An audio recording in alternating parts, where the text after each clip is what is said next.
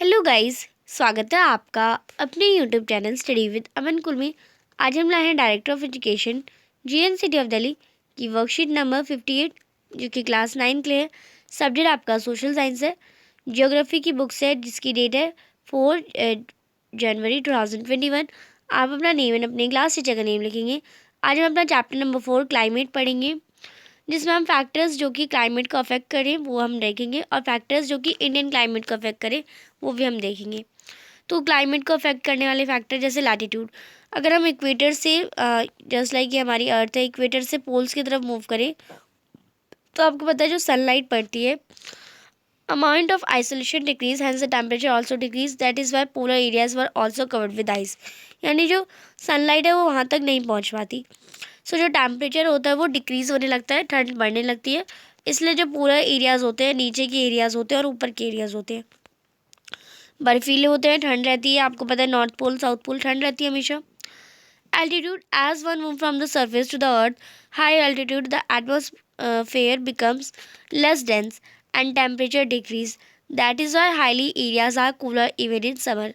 और एल्टीट्यूड जो होता है वो हाई रहता है हमेशा, एटमॉस्फेयर लेस डेंस रहता है, टेम्परेचर डिक्रीज रहता है, इसलिए हाई एरियाज में ज़्यादातर गर्मियों में भी ठंडे ही रहते हैं। डिस्टेंस फ्रॉम सी, अब ये भी एक इम्पॉर्टेंट फैक्टर है जो कि अफेक्ट करता है, क्योंकि distance from sea increase moderating influence of sea breezes decreases and we experiences extreme weather condition. यानी हमें एक्सट्रीम वेदर कंडीशन दिखती है अगर हम डिस्टेंस है सी से अगर दूर रहते हैं तो सी ब्रिजेस डिक्रीज होते हैं। Why the cities near like Mumbai experience even weather condition throughout the year, but in cities like Delhi which is far from sea experience extreme weather conditions. तो आप देखिए, आप जैसे समुद्र के किनारे मुंबई है, मुंबई में जो टेम्परेचर रहेगा ना, जैसे वहाँ का वेदर कैसा है, वेदर कंडीशन वहाँ की कैसी रहेगी, ना तो वहाँ ज़्यादा ठंडी होगी ना तो वहाँ ज़्यादा गर्मी होगी। पर आप दिल्ली की बात करें तो वहाँ पे बहुत ज़्यादा गर्मी भी पड़ती है, बहुत ज़्यादा ठंड भी पड़ती है। तो डिस्टेंस फ्रॉम सी से यही अफेक्ट करता है कि गर्मी वाले इलाकों में ठंड भी बहुत पड़ेगी एंड नॉर्मल इलाकों में यहाँ पे गर्मी वाले इलाकों में नॉर्मल ही रहेगा टेम्परेचर जो सी के पास रहेगी, क्योंकि सी जो होते हैं वो गर्म होते हैं। Pressure and wind system, the pressure and wind system of an area depend upon the latitude and altitude of place. ये लैटिट्यूड और एल्टीट्यूड पे बेस्ड होता है। Higher temperature lower will be the pressure and vice versa. यानी जो high temperature होगा तो pressure low होगा, प्रेशर हाई होगा तो टेम्परेचर लो होगा। Ocean currents along with onshore wind warms or old oceans currents flowing past the coastal areas affect the climate of the area with warmer cool climate. Relief features, mountain, plateau, plains. High mountains act as a barrier for cold or hard winds and also cause precipitation if they are high enough and line rain bearing winds. अब यहाँ पे आपको बता रखा है factors जो कि Indian climate को अफेक्ट करे, जैसे लैटिट्यूड ही होगा क्योंकि टॉपिक ऑफ कैंसर होती है जो इंडिया के मिडल से पास करती है। तो जो क्लाइमेटिक फैक्टर्स होता है वो ट्रॉपिकल का भी होता है और सब ट्रॉपिकल क्लाइमेट का भी रहता है।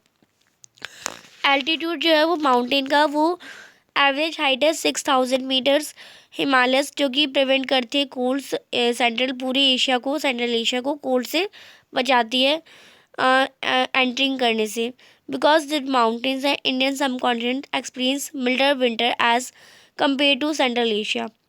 प्रेशर एंड विंड सिस्टम, जो प्रेशर और विंड कंडीशन है इंडिया की वो यूनिक है, क्योंकि winter there is a high pressure. Winter में क्या होता है, हाई प्रेशर होता है नॉर्थ, हिमालय के नॉर्थ में कोल्ड ड्राई विंड्स और blow this region to the low pressure areas over the ocean to the south. यानी जो लो विंड जो हल्की हल्की ड्राई विंड्स होती है वो लो प्रेशर पे जाती है, हवा चलती है।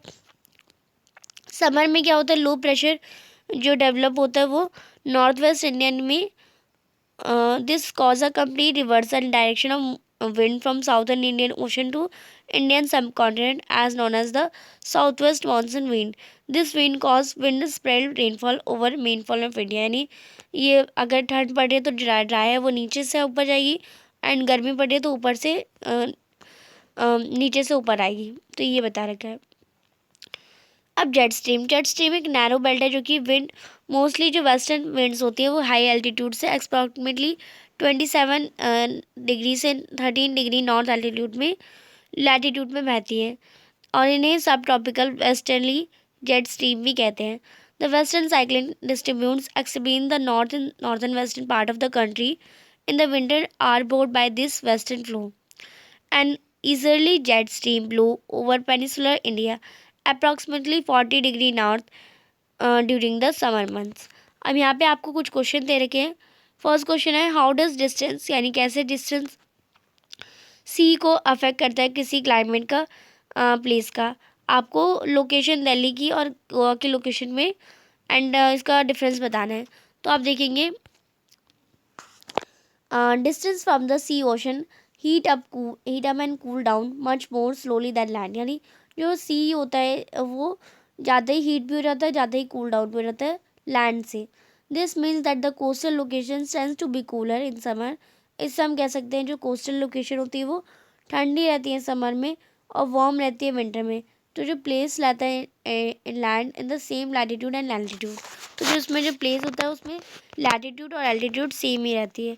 तो आपको अगर एग्जाम्पल लिखना है तो आप यहाँ से भी लिख लेंगे that is Y cities like Mumbai की जगह आप यहाँ कर लेंगे that is Y cities like Goa experience even weather condition throughout the year, but it is cities like Delhi wise experience extreme weather। तो आप यहाँ से यहाँ तक लिख लेंगे और मुंबई की जगह बस गोवा कर लेंगे।